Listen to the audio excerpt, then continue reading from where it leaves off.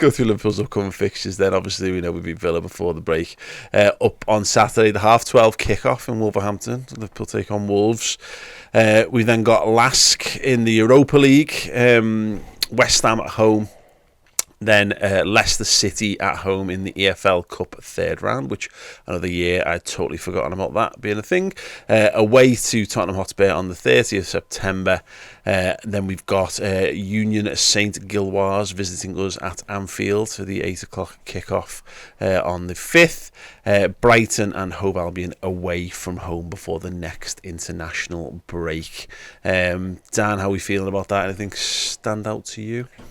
Excited, really, to be honest with you. Yeah, I really am. Obviously, the start of the season that we've had has filled me with much more optimism about what's to come. The fact we haven't even seen Ryan Gravenberch introduced into this yet as well is really something to get very excited about, in my opinion. But in terms of fixtures, I mean, the Brighton game you just mentioned there, that one's probably the most. I mean, Tottenham as well, obviously, the way they've started the season is really positive, but I think it's actually quite a favourable set of fixtures, and it's easy to say that. But when they come thick and fast like this, in years gone by, sort of taking last season in particular out of the equation, that suits us.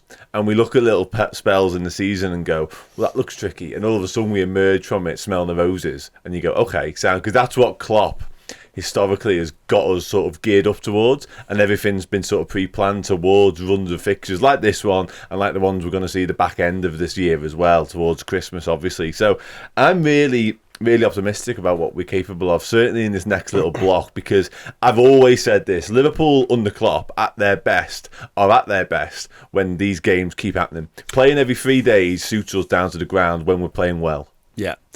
Chloe, anything in there that you thought, I mean, I'm a little apprehensive about just a couple of runs of games in there, particularly the back end one, but anything stood out to you? Spurs will be a good test because, you know, I think they've shocked a lot of people. James Maddison's been an incredible signing for them. I think, I don't know about you, but I think they're overachieving at this moment. I did not expect them to do that, especially with the fact that they had Richarlison up front and he's crying on benches over in Brazil because he can't even stay on the pitch. So that'll be a good test because by then you'll know if, you know, this is just it's a start of the season. Nothing's tried to phase Spurs just yet, even if they have had Manchester United. Manchester United were crap at that moment. So by the time that we face them, you'll know if they're actually a really good side or if there was just a bounce to the start of the season and the new players coming in. So I think that'll be a really good test. And Brighton away, oh my God, that last season was an absolute nightmare every single time we faced them.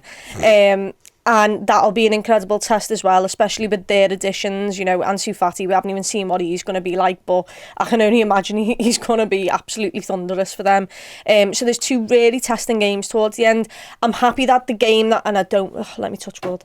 You know, Virgil's out of Wolves, and Wolves at this moment in time aren't doing good. I can deal with that. But Liverpool will need to be lucky with some injuries for that run of games, which is the big problem for me. But just give me Szoboszlai back, please, because I've been watching him in international break and he looks incredible no matter what team he's playing for. I'm looking forward to the answers that we're going to get to the questions that the first sort of 4 games of the season have thrown up. Yep. So, like, how is Gravenberch going to fit into this side? Is McAllister going to continue to be used as a 6, or is Endo going to get in there, or is Gravenberch going to be for Japan against Germany? So, I mean, Hansi Flick got sacked off the back of that game as well, didn't he? Which was a bit of a nuts one. So, yeah, there's obviously that. Is Trent going to continue to go inside? Is Robinson going to continue to improve, playing the sort of left-back, left-sided centre-half role? What is the plan with Darwin Núñez? Is he now the 9, or is Jota going to go back, or where's Gakpo going to fit in? Is he a midfielder? Is he a striker? They're all the things that I look at those 4 games that we started the season with. I look at all the lineups that we've come out, and they're all questions, and I'm like, well, is Núñez a horses for courses? Was it because he knew that Aston Villa were going to play a high line? Because he's played Gakpo in every game up until that point, and Jota started in the 9 and all this. So that's the exciting stuff for me, is we're going to get an idea of what Jürgen thinks this Liverpool side is. Yeah, the Europa League's just a really interesting wrinkle in all this because, you know, 2 games a week, Liverpool should be perfectly used to that. We've got the squad that should be capable for it as well. But there's always, we forget this every time we're in the Europa League because there's a bit of like, oh, it's the Europa League. It's the second tier European competition. Therefore, it'll be piss. And it tends to, you know, you tend to do all right in it, but it's never quite as straightforward as you always think it is, because what the problem with being Liverpool in these is that it's the biggest game in every one of these players' careers who come up against you. Well, you just have to look at the celebrations on the day when they drew Liverpool. Saint-Gilloise was the one, wasn't it? Like, you know. Yeah. And you saw, I mean, we went, again, obviously it was Champions League, but we went to Red Star Belgrade away, and that was, they treated that like it was a European Cup semi-final. You know, there'd have been no more hostility if it was that. You know, I think back to like the coach greetings we've given to like Roma and Man City and Barcelona and all that kind of stuff. Like, they were just, it was horrible, it was brutal, it was nasty, it was spitting and biting and throwing stuff and all that kind of stuff. It was horrible, but that was it. You know, it was a real opportunity for them to kind of say, well, you know, we won a European Cup, it's a big game for us, we're a big team, it's a chance to put our names back on the map. I'm not saying that I don't know anything about Union St Gilloise. My time for research will come in due course on that, but again, hopefully it's a bit more of like, oh, isn't it nice for playing Liverpool, clapping everyone on, Liverpool, thanks so much for coming. But it doesn't always go that way. And the additional thing, Chris, is for me, it's that back end of that run. It's Tottenham away, then we've got Union St Gilloise at home, and then Brighton away in that spell, and that's the closest thing we've got to that. We have one of them every year. Now, it's normally we play Man City on the back of playing some sort of Champions League game. Away normally. Yeah. But that's an interesting test to have it almost be reversed, where the league fixtures are more important than the I think he approaches the group stages of the Europa in the same way as he's approached the Champions League, to be honest, where I think it's the second team are going to be going out there. You might see Bendo get minutes, you might see Thiago sort of captain that side if he's fit and available, but I think the focus, as you sort of allude to there, is the Premier League games. And you know, we've historically done really well against Tottenham at their place, at our place, wherever. So it's going to be a big test of where they are mentally as a team, you know, because although Harry Kane's not there and they've brought in a few new lads, you do find that when you've got a problem with a side, it doesn't matter who's in charge and it doesn't matter who the players are. Ask Everton. They've had it with us for years and years now, haven't they? So I think we'll be too good for Tottenham, and I am quite bored of everybody big and Brighton up already, right? To throw out a random shout, like the way that words like incredible and stuff get thrown around when we're talking about a team that we finished higher than when we were shit last season, like, is really great. You know what I mean? Now, they are a good side. Yeah. They're not a great side. Yeah. They're a good side with a good manager and good players, as far as I see it at the moment. Yeah. But I think Liverpool are a better side. Well, that's the big one, because there's a clear win. If we're looking at how Liverpool construct the season, Dan, there's 0 points from that fixture last season away at Brighton. You know what I mean? And it was probably up there. That and Wolves are probably the two darkest moments of the season in terms of that, where it all kind of felt like it was not just bad, it was never going to kind of recover.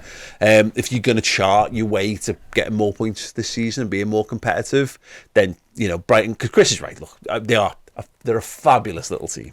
Careful. Huge. But they've got our number. Yeah, and they've actually given us some good games in recent years. That's going to be the big test for how far Liverpool have changed this year. Yeah, massively so, yeah. And I think it started with us in the Anfield game, actually. We went 2-0 up, didn't we? And they pegged us back to 2-2, yeah. And then obviously the FA Cup game as well at their place to give us a good hiding in. So they definitely will be going into that game full of confidence and thinking they can beat us. So that will be a test of where we're at as well as them, I think. We were sort of speaking about Tottenham, and I agree with Chris in terms of, I don't think Tottenham are the real deal just yet. I think they will drop off, and sort of us going there might be the start of that potentially for them. And sort of there's levels to this game, lads. You stay in your lane a little bit. But with Brighton, we're better than Brighton. I think a lot of the credit that goes towards Brighton is more the fact of the way they do it and how they just unearth these lads from South America and then sell them for 100 million more a little bit later on. So yeah, I think that's a lot of the credit for them. But in terms of where we're at, we just have to look at those games like we did in the past. And last season was the outlier in terms of that. We went into them, the Wolves one you mentioned, broken as a football team essentially. We would go into every single away day, no matter where it was, and thinking, if we don't get the rub of the green in the first 10-15, we're done here. And that's how it turned out almost every single time. So we need to be going into these games now with our new look squad and our sort of rejuvenated lads and say, no, we're going to come here and we're going to dictate terms and we're going to win the game. And Brighton will be no different to that, in my opinion. But it's fascinating, like Chris said, in terms of there are a few questions, really exciting questions, really positive, fun questions to be having, sort of debating where lads are going to fit in and stuff like that. And I wonder with the inverted stuff, like to me now it looks as though you can't do that, and Chris will know better than I will on it. You can't do that system if everything isn't perfect. That's how it seems. When you go down to 10 men, that system's gone. When you haven't got the ball, that system's gone. Your team has to be nailed on perfect for Trent to be able to go into midfield. So if we do start seeing more and more of that, that again means things are going pretty well. Yeah, what do we think, Dan? Wolves, West Ham, Tottenham, Brighton stand between us and the next international break in the league. Lask, Leicester and Union St Gilloise. What do you want that to look like? Undefeated, without a shadow of a doubt. 9 from 9 in Europa League. Is that the 3 games, was it Europa League? No, 2 Europa League. Sorry, 6 from 6 in Europa League then in that case. And I think we'll draw one of those last 2 away games. But other than that, we'll win the rest. I say we'll draw... It's 10 from 12 again? Yeah, we'll draw at Brighton. I think we'll draw at Brighton, but we'll win the others. I think that's really solid. What do you think, Chloe? I want to win absolutely every single game of footy. So I'm going for everything. No, because look... I'm hoping that McAllister's going back to Brighton and he's telling Liverpool, you need to effing win here because I'm going to get the piss taken out of me. So I'm hoping Liverpool show up there, put a statement down and say, everyone's going on about how boss yous are. Well, you know, here we are. We're deciding to show back up. Spurs, I'd like to have their little lovely, happy moment be murdered by us. So, I want to win every single game. So I'm going to predict that it's Wolves that we draw against. Right? Everyone goes mental and then we get 6 from 6 against Spurs and Brighton and go 10 from 12. And 10 from 12 is great, by the way. It's a great start to the season. It'd be a great second part. Draw with Wolves, draw with Lask. Everyone feels like the seasons fell apart and then beat West Ham, Leicester, Spurs, Union and Brighton and end the spell. I'd like to know the teams around, like who else faces who. Is there any massive matchups where... If I take 10 for 12, but City have faced Arsenal there, so almost I'm hoping certainly. someone's dropping I'll have a look at that in a second. Which of the games we're getting our 2 red cards in? Yeah. Oh, if we get a red card a game, what 2 and 3 or 2 and 4 at this point? So yeah, expect it. Saul sent us a super chat, by the way. Said Liverpool's a mystery. Difficult to point out what works and doesn't. When we've challenged, few of us had us as favourites. When favourites who went through an utter collapse. Clearly, we challenged this year. Oh, yeah, I'm up for that, mate. I'll have a look ahead. This is more weekend preview content, I guess, than anything else. But I'll have a look and see what the weekend fixtures are, because that will be telling. Because you're right, every time we go, what's this game? There's so many big teams now that we're in competition with. Oh yeah, so we draw against Wolves in the 12:30 and everyone else loses and our point looks good. Yeah. So that's Don't often... see it happening. No. But... You've got to go and get them 3 points against Wolves and just worry about everything else after that to be fair. But this is the point.